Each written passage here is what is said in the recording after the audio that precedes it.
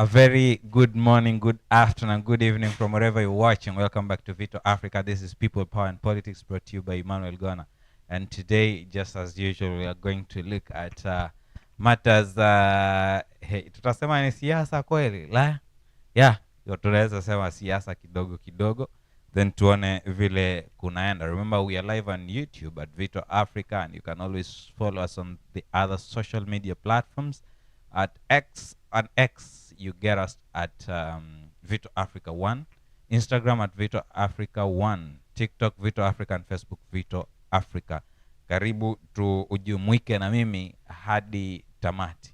And just before we look into what I wanted us to talk a little bit on, I think this guy, Mutahi Ngunyi, who has been trending, and he has actually brought some other things that I think most of us actually knew.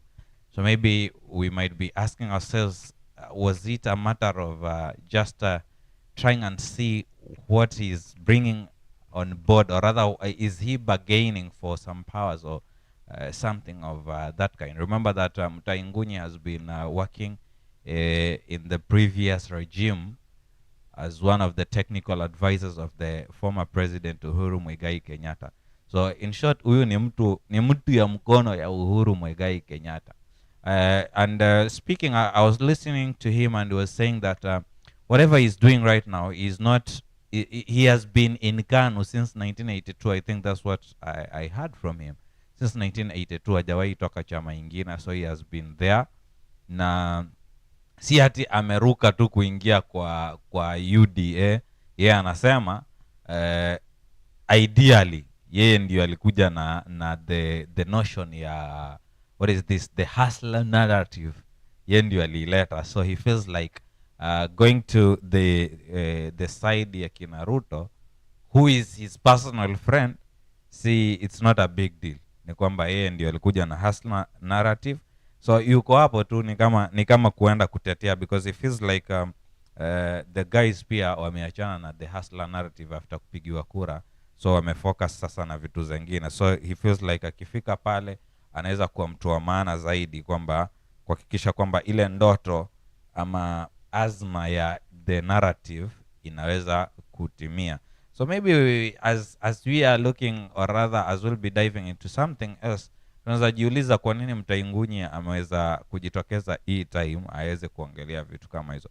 Because remember, in his discussion yesterday, he was more of focusing on something that just I've said almost all of us know, or rather have at least a little bit knowledge of what he was explaining. For example, he has been mentioning that Uhuru's interest was actually to defend his family's property. And I think almost everyone, it was in the public domain that Uhuru Kenyatta wanted Raila Odinga to be in power, so that now that they were friends, so that he can make sure that their family property is protected at all costs, right? Again, he has also mentioned that Raila was 100% sure that Uhuru Kenyatta and of course the deep state would make him the president. And of course that is what we knew. That is what we knew. If you listen to what was happening, I remember the other day, who was that? Is it Kanchora? The one who was alikuwa anaitwaje huyu agent, yule agent mkubwa kabisa wa Raila, alivyotoa kitabu alisema the issue is the camp was actually disorganized. And I think Mutahi Ngunyi has explained well that point, that you remember hiyo siku watu kipindi watu wafike Bomas, kila mtu alikuwa amefocus na vitu zake. Akina Orengo, which are the big men wake, wao walikuwa wako busy makwao, because they were assured that hii kitu imeenda. That is what they knew. Unfortunately, that didn't happen. So at least wao walikuwa wamewekelea beti yao ya kila kitu kabisa, kwamba hii kitu ishaenda. Unfortunately, hiyo ndio ilitokea venye tu kulitokea.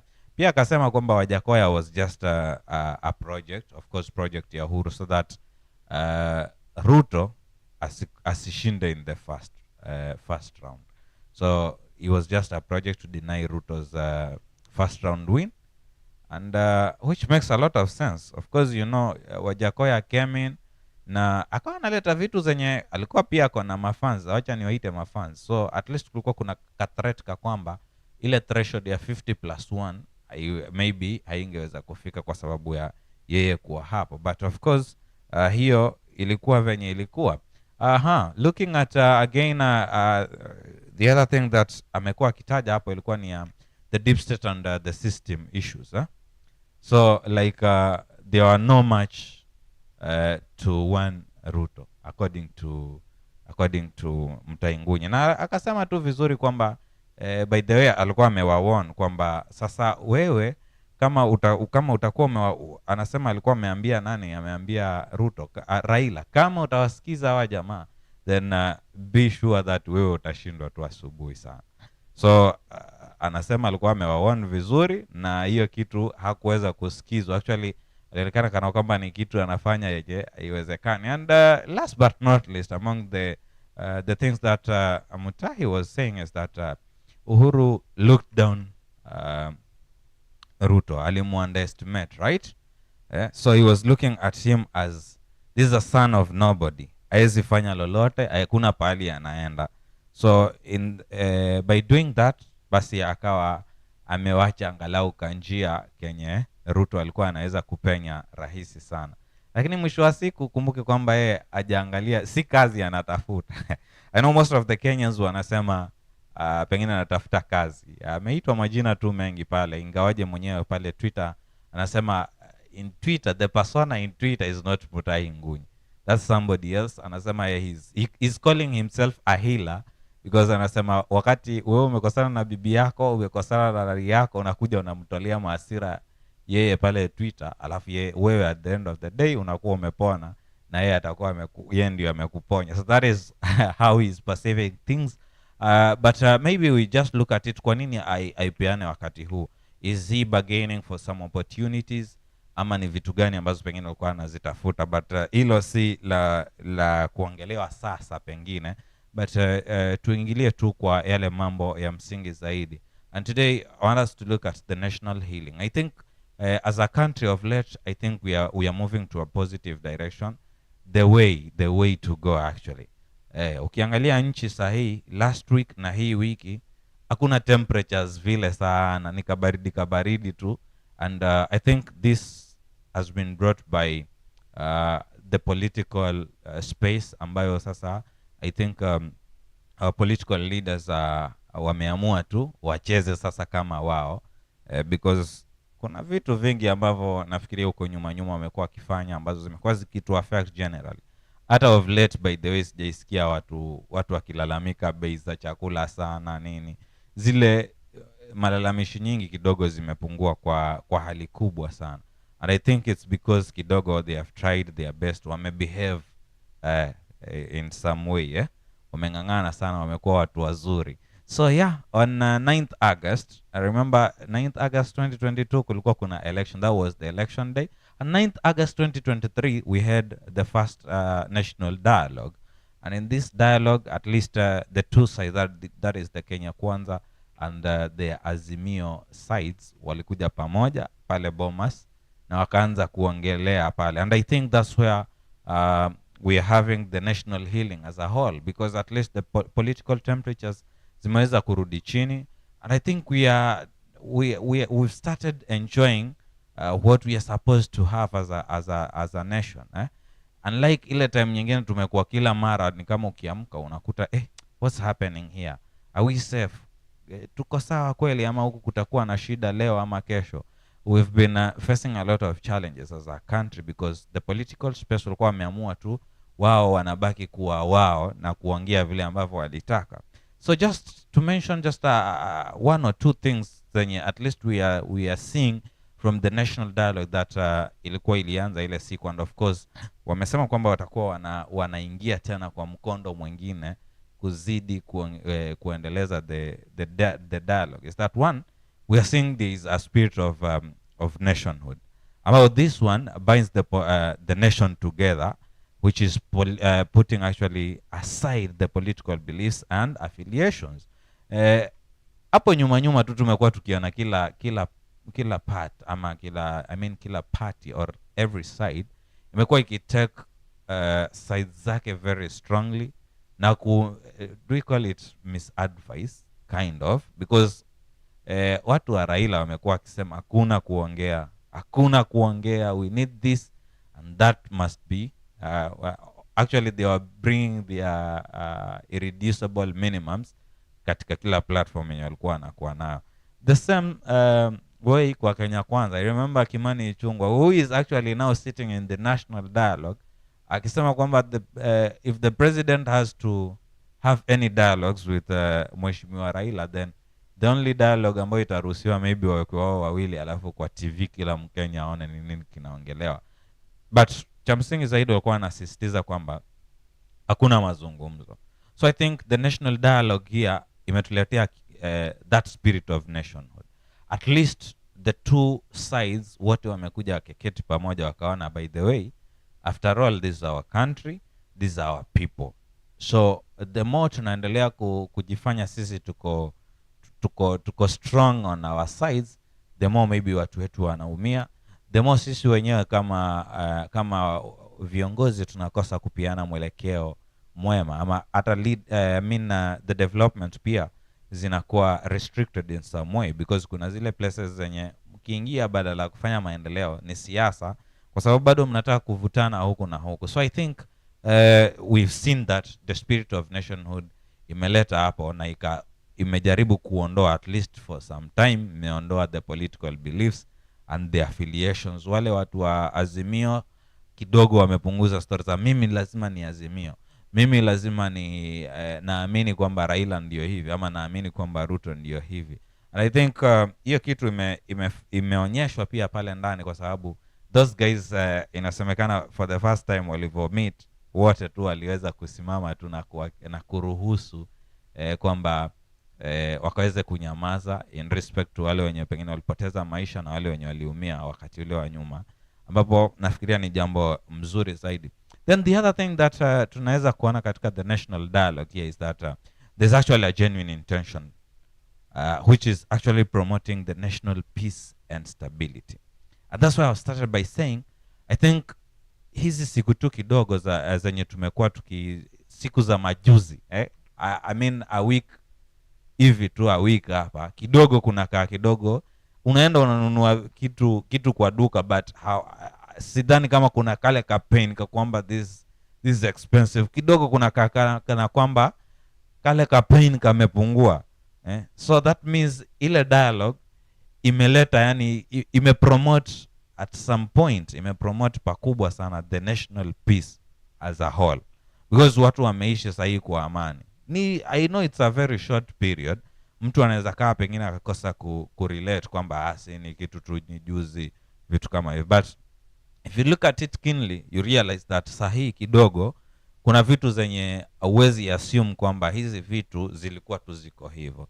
Again, the stability, kuna time hapa tulikuwa hata tukishaiulizana tuko sawa kweli, because inafikia tu time unakuta tu asubuhi watu wameamka ndio hivyo, huku unaambiwa tutadili na wao, huku lazima tutaenda, so unapata kuna commotion ambayo atuelekeleweke. But I think this dialogue imeleta pakubwa sana the national peace and stability, ambayo ni kitu yenye tunahitaji.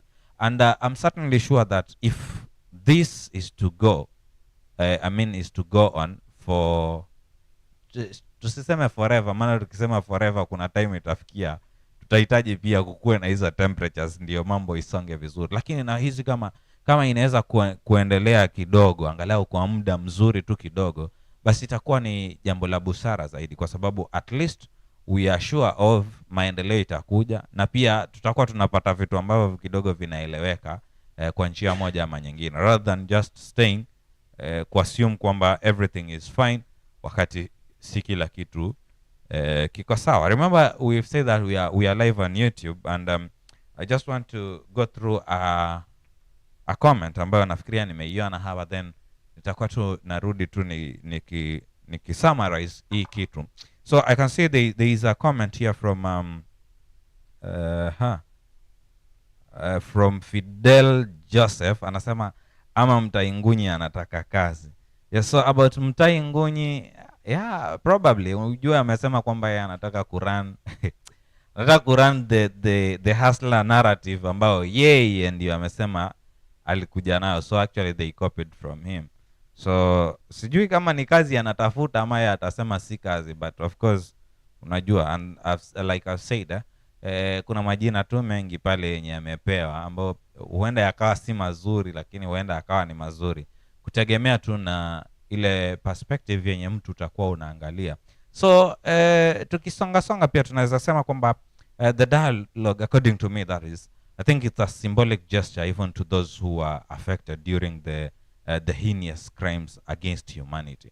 Remember kuna times zile mambo yalikuwa yakitokea tu mengi, watu wakienda maandamano. Of course we saw that kuna watu wengi tu pale ambapo pengine walipoteza maisha, kuna watu ambao properties zao zilikuwa zinaharibiwa na vitu nyingi tu. So unapata at least this dialogue imeweza kuwaleta pamoja hawa jamaa, na kumekuwa na ile inaitwaje, a feeling kwamba at least yale machozi ya wale walioumia, ya wale ambao walipoteza wapendwa wao, angalau sasa wanaona kwamba kuna kasense kale kwamba ambao kanawasaidia zaidi, hivyo basi kukuta kwamba wanaweza kupanguswa machozi na kuhakikisha kwamba mambo yao kidogo yanaweza kuwa sawa kabisa, kutokana na yale ambayo yameweza kuonekana. So I think this is the only way a country should go.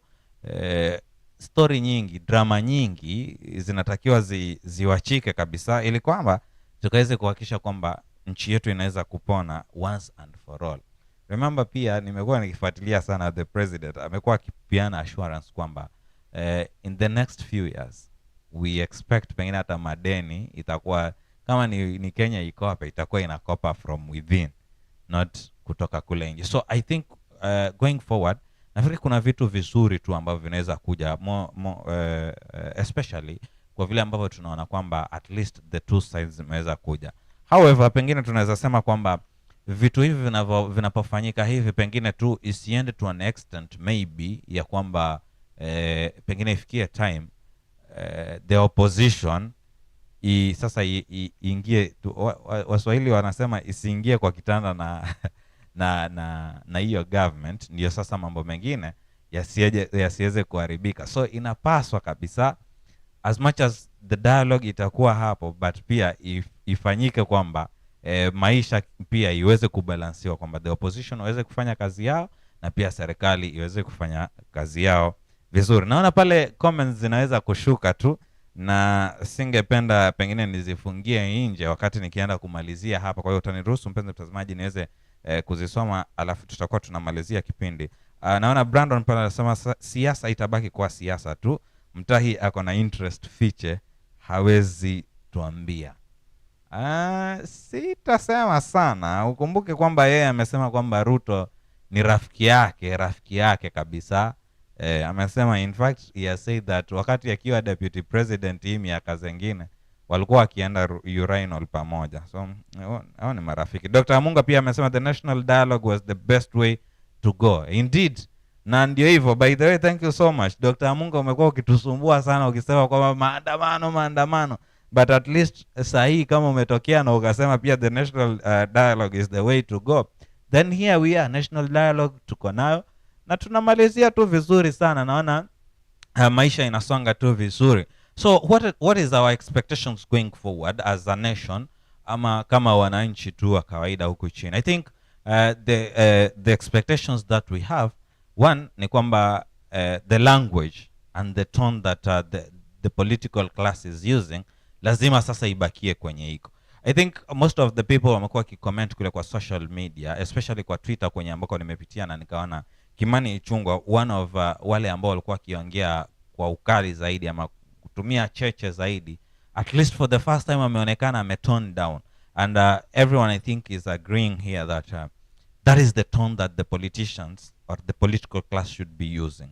Tuache ile ya kwamba sijui tunajifanya sisi ni watu wa misimamo, because the moment wanasiasa wanaingiza misimamo yao mikali hapo, basi bila shaka mwananchi wa kawaida, mwananchi chini pale anaweza kuumia zaidi. So endapo viongozi wetu wanaweza kuendana katika lugha ama hii tone, the language and the tone that currently tumeanza kuona nayo, then we are sure that hii nchi yetu imepona kabisa.